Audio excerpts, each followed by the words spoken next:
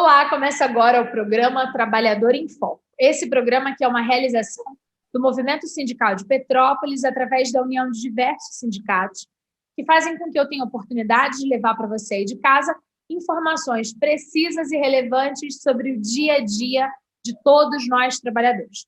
No programa de hoje, eu converso com a Lucilene Reibold. Ela é farmacêutica. E a gente vai falar sobre um assunto que está bastante em voga e que é muito importante a gente entender de uma melhor forma. A gente vai falar sobre automedicação. Olá, Lucilene, seja muito bem-vinda. Olá, Carla, boa tarde para todo mundo. Muito obrigada pelo convite e que eu possa vir aqui tirando algumas dúvidas, né, que todo mundo tem, que eu possa estar ajudando o público, né? Tenho certeza que sim. Vamos começar pelo básico, porque quando a gente pensa em medicação, a primeira coisa que me vem à cabeça é que, às vezes, eu entro na farmácia e compro remédio porque eu quero. E aí, em via de regra, a gente está falando dos que a gente chama de analgésicos. É verdade, eles podem ser. O que são eles de fato? E eles podem ser consumidos sem prescrição médica? Então, o que são os analgésicos? Normalmente, quando a gente sente dor, a primeira coisa que a gente procura é uma farmácia mais perto da gente para se livrar daquela dor, né? Os analgésicos nada mais é o quê? Que um medicamento que vai lá no seu sistema nervoso central e corta aquela percepção da dor. Ele vai ali naquele conector e te alivia de dores no teu sistema nervoso central. Ele te dá a sensação que você não tem mais aquela dor, né? Ele trabalha eliminando aquela dor ou diminuindo, porque às vezes tem uma dor que é muito forte e você não consegue eliminar. Mas ele trabalha basicamente isso, no sistema nervoso central, cortando esse conector da dor. Essas sinapses, ele vai lá e corta, né? Eliminando a dor. E aí, em via de regra, esse é um tipo de medicamento que pode ser utilizado sem a prescrição médica? Por quanto tempo? Como é que a gente deveria entender a utilização de um analgésico? Os analgésicos, eles podem ser usados como urgência, emergência, sim. Não tem problema você estar com uma dor de cabeça, você usar uma dor no braço, mas não é legal nem ideal você persistir usar uma semana analgésico. Tem alguma coisa de errado, né? Você está com dor de cabeça uma semana. Tem gente que toma a vida inteira analgésico. Eu conheço pacientes que usam dipirona todos os dias. Não é ideal, porque realmente vai sobrecarregar o fígado, vai ter alguma complicação. E se tem dor de cabeça, tem alguma coisa na sua fisiologia que está errada. É uma sinalização, né, no caso. Do corpo. Legal. Os remédios, de forma geral, eles são divididos em várias categorias. E uma coisa que a gente sempre ouve é o termo antitérmicos. Queria que você explicasse para a gente como é que os antitérmicos funcionam no corpo e se, assim como os analgésicos, eles também podem ser utilizados sem prescrição médica em caso de emergência. Estou com febre e tomo. Como é que é isso? Então, a febre, o que seria a febre? A febre é sinalizando que você tem alguma infecção, alguma inflamação, onde seu corpo está te mostrando que tem alguma coisa errada. Aí tem alguma bactéria, alguma inflamação, e você começa a responder com a febre, igual infecção na garganta, inflamação na garganta. Você logo sente febre, principalmente as crianças, né? Sentem febre. Alguns estudiosos dizem que o ideal não é abaixar a febre se ela tiver até 38 graus.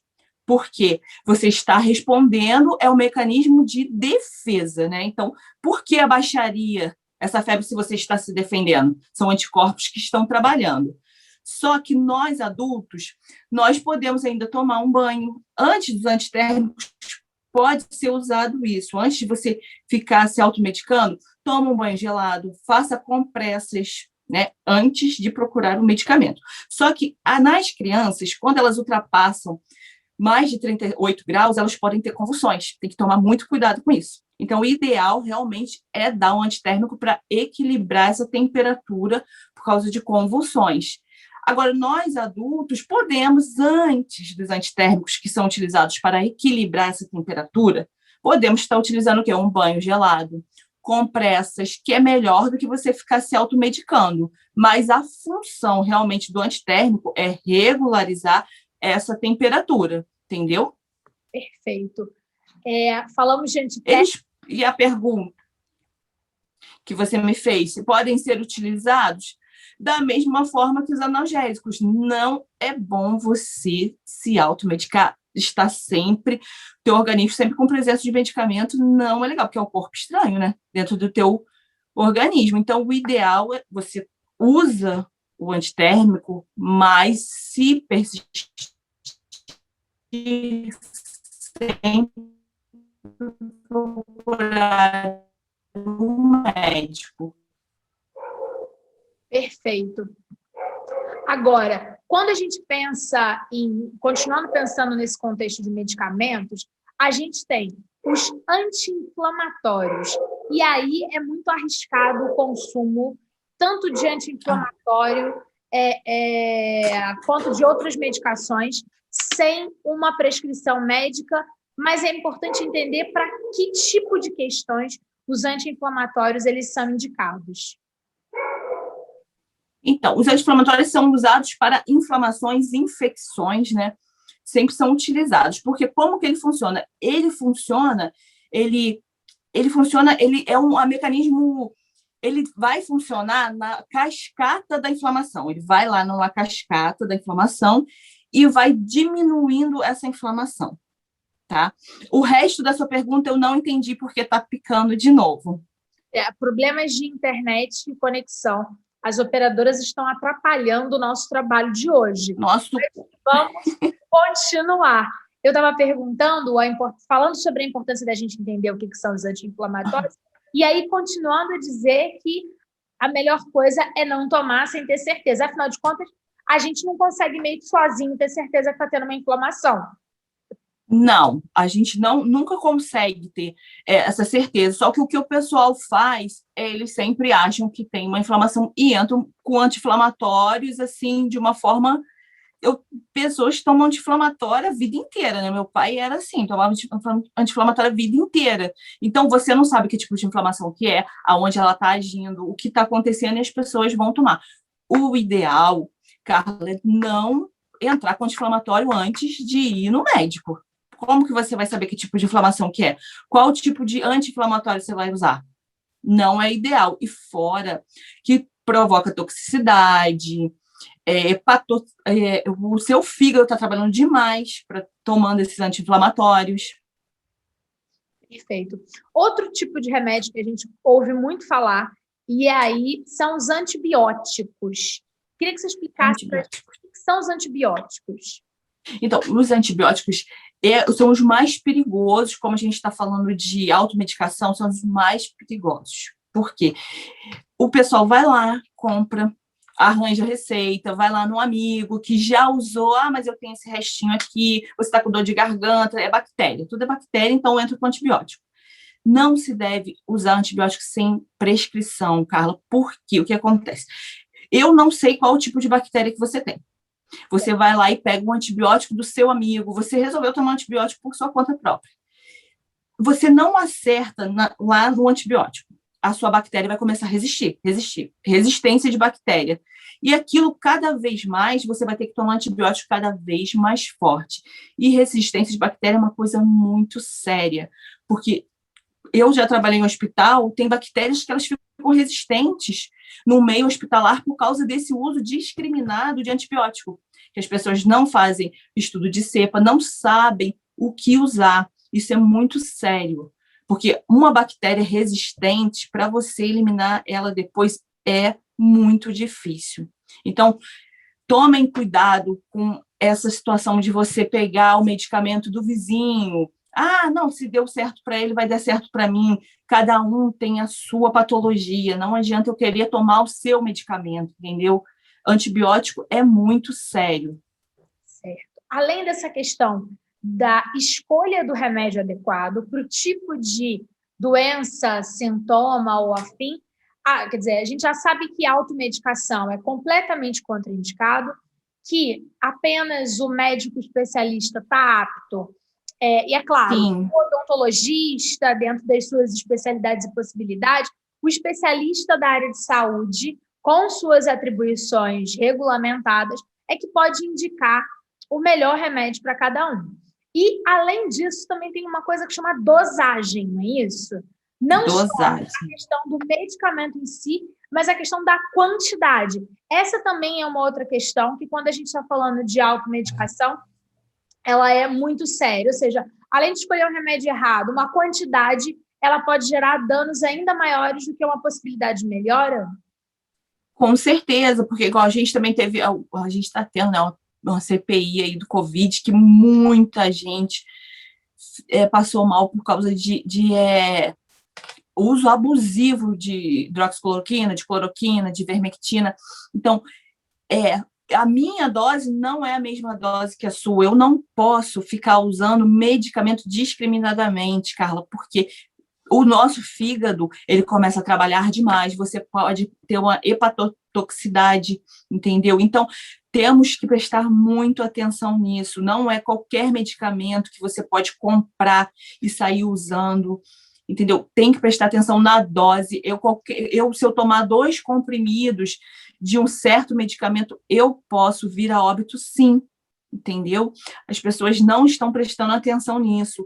E estão querendo fazer profilaxia em casa. Isso não existe, tá? Isso não existe profilaxia em casa. É o cuidado antes da doença, entendeu? Você cuidar antes de ter a doença. Como o pessoal estava fazendo aí com Covid. Eu vou fazer o cuidado antes de ter, para eu não sofrer tanto, né? Entendi. O que a gente pode fazer antes de ter uma doença é ter uma saúde em dia, uma imunidade Isso, adequada. Para isso, a gente pode isso, pensar em atividade física, alimentação correta. isso. Com prescrição médica, a gente pode também pensar em vitamina, Sim, nutracêuticos. que são. Tem muita Pode falar. muita coisa boa, desculpa, muita coisa legal para você usar. Você pode fazer profilaxia, sim, mas não com medicamento. Você pode fazer com nutracêuticos, são vitaminas, são colágenos, são coisas, vitamina C, sempre é legal usar, mas o primeiro medicamento que entra no seu corpo é a alimentação. Não adianta. Uma boa alimentação vai te ajudar muito você não vir ter doenças, né? E exercícios, se alimentar bem, e saúde mental também, que a gente não está tendo, né? Com certeza. E aí, quando você fala que o primeiro medicamento é a alimentação, mesmo, melhor, quando você não tem jeito e ficou doente, como a gente está vivendo um momento de pandemia, pegou o Covid, com certeza uma pessoa que teve uma alimentação adequada, estava em dia com as suas vitaminas e tal, não sei o quê, ela vai ficar doente, mas a resposta imunológica vai ser melhor diante dessa doença, não é isso? Porque o Covid ele vem arrasando também com a sua imunidade. Normalmente, uma pessoa que tem uma boa alimentação, está em dia, como você falou, com as suas vitaminas e exercícios, ela vai conseguir responder melhor. Isso, com certeza. Isso não vai livrá-la, caso de, é claro, de pegar o Covid, mas ela vai responder bem melhor, sim. Perfeito. Antes desse nosso bate-papo, eu fui dar uma estudada para entender melhor a questão da automedicação. E uma coisa que me assustou foi a questão da intoxicação. E eu vi que no Brasil a principal causa de intoxicação é a utilização inadequada de medicamentos. E eu queria que você falasse para a gente e explicasse, a partir dos seus conhecimentos como farmacêutica, o que é uma intoxicação e dá um exemplo prático para a gente de como o uso indevido de algum tipo de medicamento pode nos intoxicar. Então, o Brasil agora, inclusive com esse negócio de Covid, a gente teve muita intoxicação, não sei se você já está sabendo, né? Então, o que acontece? O que eu aconselho, tá? Não use medicamento que o seu amigo está usando. As principais intoxicações são essas. Você está com um problema, você me empresta o seu medicamento, tá? O paracetamol, a gente tem que tomar muito cuidado com o paracetamol, tá? Que é um dos exemplos que você pediu. Ele intoxica muito o fígado. O pessoal tem que tomar cuidado. Todo mundo tem um paracetamol dentro da bolsa. Tomem cuidado com isso, tá? Igual AS, perto de criança, aqueles AS vermelhinhos, que as crianças gostam de usar porque são vermelhinhos.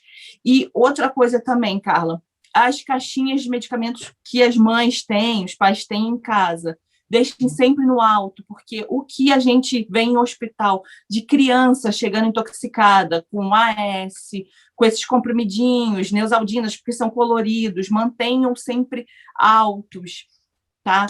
E o paracetamol é um medicamento que intoxica muito o fígado, tá? Que você tinha me pedido um exemplo. Tomem cuidado com o paracetamol. Aí, não usem continuamente. Oi? Tem a ver com a quantidade do consumo num único dia ou com a continuidade do consumo? Uso prolongado de paracetamol, tá? É um perigo, intoxicação mesmo. Eu conheço muitas pessoas que se intoxicaram com paracetamol, tá? Corticoides, esses xaropes corticoides, eles deixam as pessoas muito nervosas. Corticoides alteram muito o sistema nervoso central. Xaropes também, tomem cuidado com xaropes para não intoxicação de criança com xarope. A gente tem visto muito em hospitais, tá? Porque é docinho, as crianças pegam, elas tomam. Então, sempre deixar longe delas. Ou seja, medicamento é uma coisa para o adulto ter acesso e administrar no momento adequado. Uhum. Então, essa questão de intoxicação, e aí você falou questões básicas, né? Por exemplo, paracetamol, normalmente a pessoa toma porque está com algum tipo de dor. Então, sentiu uma dor de cabeça, tomou um paracetamol, só que com o consumo contínuo pode gerar essa intoxicação de longo prazo. Agora, tem uma outra questão que nos aflige, que eu queria que você explicasse para a gente, que eu também estudei nas minhas pesquisas para esse nosso bate-papo, que é a questão do uso inadequado da medicação, que pode piorar uma doença se você não estiver usando o remédio adequado e a posologia adequada, a quantidade adequada. Sim, sim. Igual, alguns medicamentos, a própria vitamina C, tá? A vitamina C, eu sou um exemplo que eu uso vitamina C a vida inteira. E eu tive um problema muito sério com vitamina C, por causa daqueles cristais. Eu tive problema de infecção urinária, por causa dos cristais. Existe um medicamento também chamado Orlistat, não sei se você conhece. Ele é usado muito para emagrecimento. Então, as mulheres tomam o Orlistat para emagrecimento, só que ele tira toda a gordura, a captação de gordura ele vai tirando. Só que quando ele tira essa captação de gordura, as suas vitaminas hidrossolúveis vão embora. Então, você está perdendo vitamina e você não está vendo. E eu, quando fui fazer o exame, eu vi que meus triglicerídeos normalmente é 200 e poucos, o meu estava 0,7. Ou seja, se eu pego um COVID naquele momento que estava muito baixo, eu não ia conseguir, eu ia ficar muito mal, sabe? Porque eu estava com muita perda de vitamina. Então, a gente tem que prestar muita atenção nessas indicações também, principalmente medicamento para emagrecimento, as pessoas abusam demais também, entendeu? Medicamentos...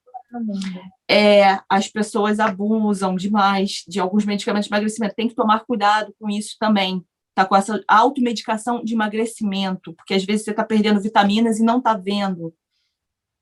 Perfeito. E aí, uma outra questão é a questão de mascarar os sintomas. Quando você quando você consome o medicamento sem a prescrição adequada, sem ter entendido qual é a doença de fato, mas de forma de automedicação, uma das possibilidades é você, sem perceber, está alterando a sintomatologia dessa doença e aí pode vir a dificultar o diagnóstico? Sim, sim, pode vir sim. Temos um caso, eu trabalhei no Pedernesto há muitos anos, no caso de uma menina que ela tinha um aneurisma cerebral. Ela tomou 5 anos, Dorflex, paracetamol, e aquilo não chegava só, todos os médicos davam diagnósticos de enxaqueca para a menina, tomava Cefalive, paracetamol, todos os tipos de enxaqueca. A menina estava com um tumor no cérebro, né? Então, o medicamento, ele acaba te mascarando de uma forma também, Carla, de você não ir ao médico, de você não procurar um especialista, porque você corta aquela dor, ou aquela inflamação, ou aquela febre, e você não procura um médico. E o médico acaba não te dando o diagnóstico certo, porque você já toma tanto medicamento, você chega lá, ele pode realmente dar um diagnóstico errado, entendeu? Em vez de uma enxaqueca e ela estava com um tumor no cérebro. Perfeito. E a gente pode aí ter questões muito mais complexas. Outra questão que eu, nos meus estudos, fui entender e aprendi, na verdade, é que existe uma questão que é a avaliação de combinação de medicamentos. Ou seja, digamos eu, Carla, estou com um problema de estômago, estou tomando um remédio. Fui num neurologista e estou com uma enxaqueca e ele me passa um outro remédio.